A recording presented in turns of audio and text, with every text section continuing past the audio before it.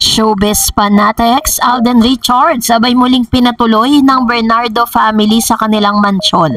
Ang lahat ng yan, but before that, if you haven't subscribed yet to my YouTube channel, please don't forget to like, share, and subscribe at hit mo na rin ang notification bell for more showbiz updates. Before anything else, of course, bago tayo magsimula, nais ko po munang magpaabot ng pasasalamat at sa lahat po ng inyo pong suporta at palagi ang panonood at pagtitiwala, of course, sa ating channel. Salamat dahil you are making this channel grow so fast. Kaya naman salamat po.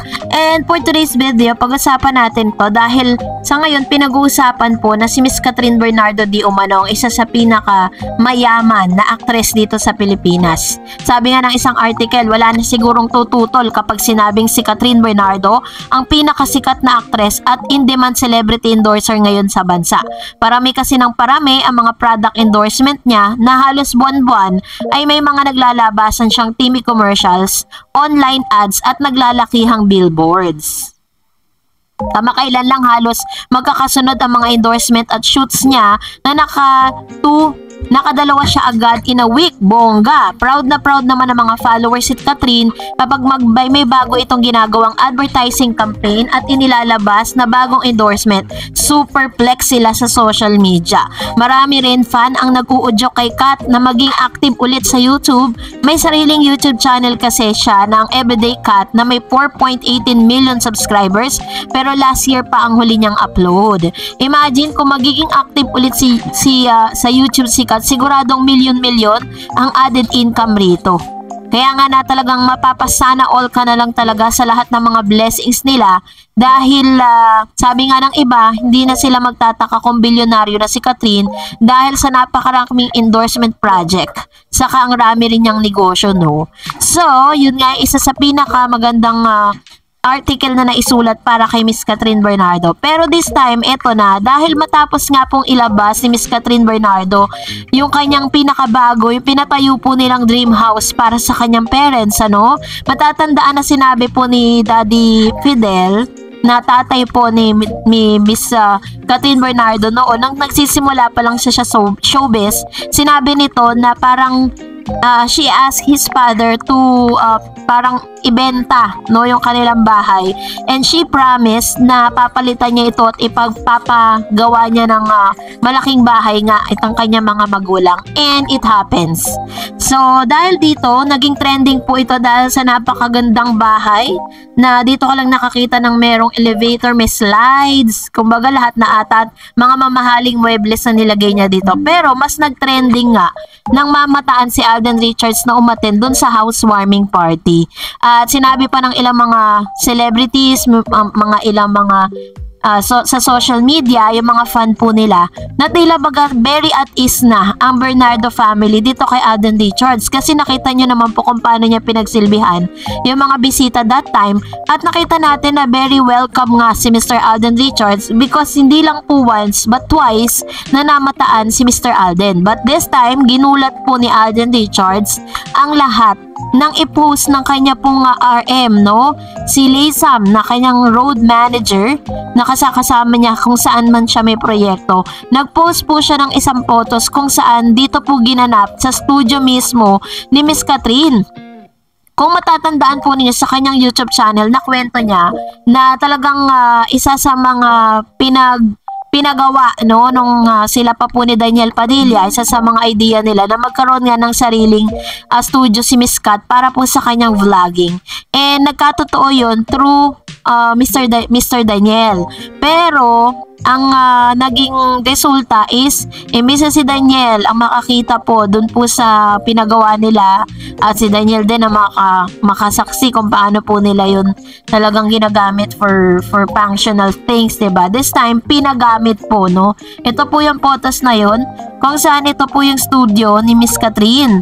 Usap-usapan to sa social media ngayon tinignan din natin yung studio na pinagawa ni Miss Catherine Bernardo ay hawig na hawig. Kaya naman, they conclude na pinagamit nga kung baga nandoon si Mr. Alden Richards mismo sa bahay ng mga Bernardos mansions. At dahil dyan, tuwan-tuwa po ang ilang mga netizen kasi sa tinagal-tagal na wala po tayong paayuda, this time, eto na, nilabas na po ng kanyang RM. And for that, narito naman ang ilan sa mga komento at reaction po ninyo patungkol naman sa ating latest updates. Sabi po ng isang viewer po natin, nobody should pay attention to Daniel's nonsense comments.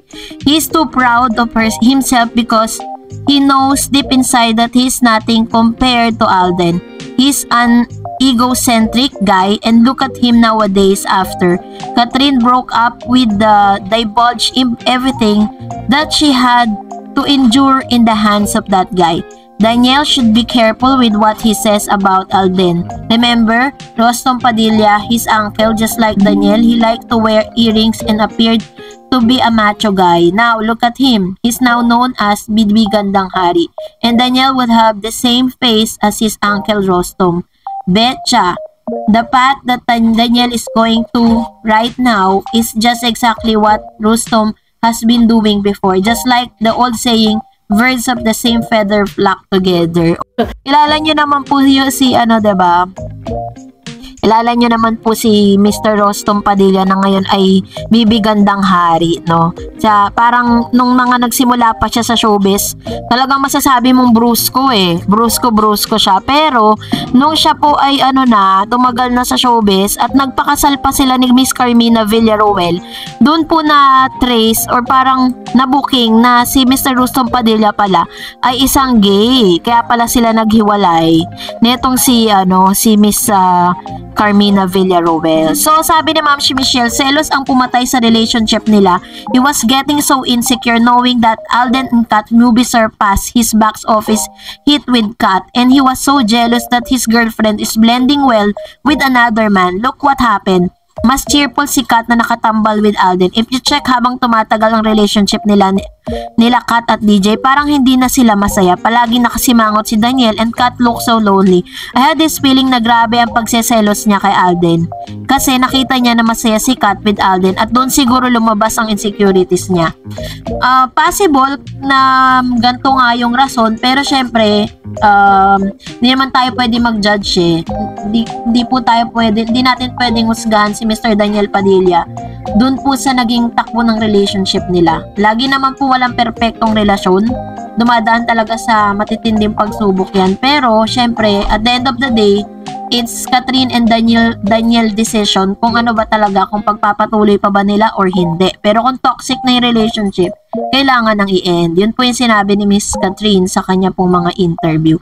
Sabi ni Miss Virgie Pamposa, "Hey Ma'am Doris, thanks for reading my comments. God bless you. And thanks so much also for your daily cut then updates. Si Daniel, mas sweet lang kay Miss Catherine. Pero kahit sila noon, hindi ko ako manga kay Daniel kasi may tingin ako sa kanya na maangas. Maangas ba? As imayabang, hindi siya pasensyoso. Si Miss Catherine lang ang gusto ko noon, sila pa ni Daniel. Si Daniel ang tingin ko sa kanya ay babaero dahil syempre ganyan ang mga Padilla, diba?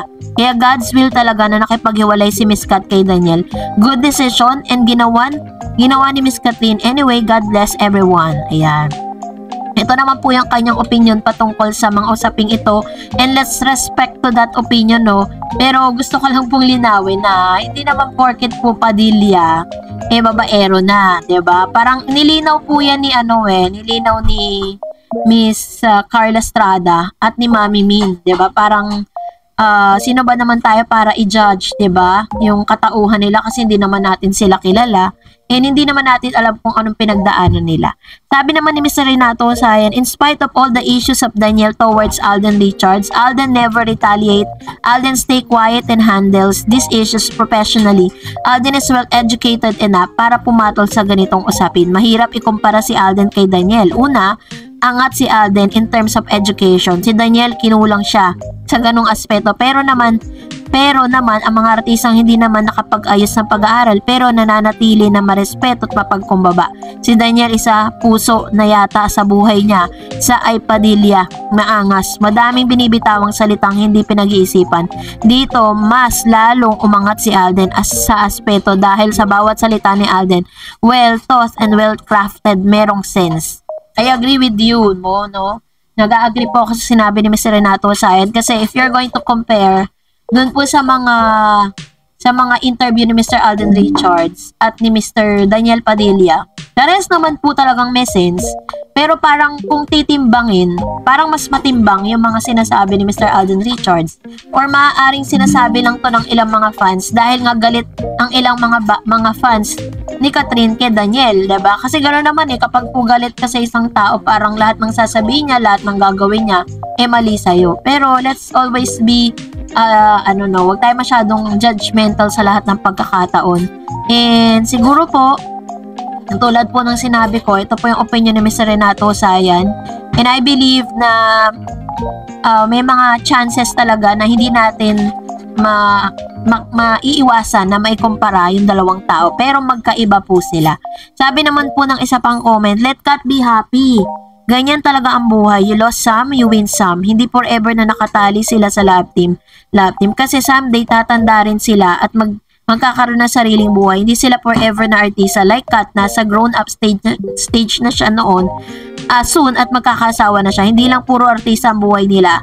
Need din nila ng emotional security, not just bilang artista but soon as a wife. Kaya ang matured na rin ang choices niya. Kawawa naman siya kung isacrifice na yung future niya just to please her fans. Nakita ko naman na pang ilang beses na siyang lumuha at magpatawad. Gusto ba natin na forever siyang nakatali sa isang unhappy relationship just to please us? Napakaganda ng mga nangyayari sa buhay ni Kat ngayon. And it's manifestation that she's much happier than before. Ayan, tama naman. Tama naman po yung sinabi ni Ma'am Shi, diba? Na parang if meron masakit na nangyari kay Miss Catherine Bernardo, pero nakita nyo naman po yung mga blessing na dumating sa kanya, diba? Kasi ganyan po binabalanse ng Diyos yung buhay natin. Pag may pagsubok, pagtatapos ng pagsubok, kapag po na-overcome mo yan, may mga blessing na darating.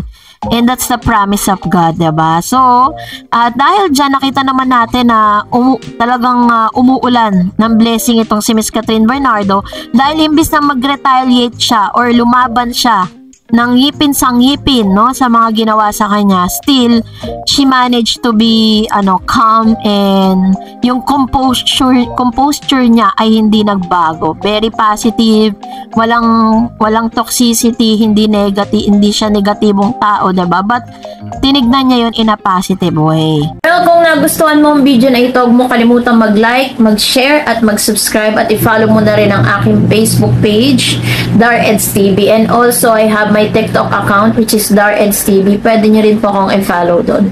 Thank you for watching, guys. God bless everyone.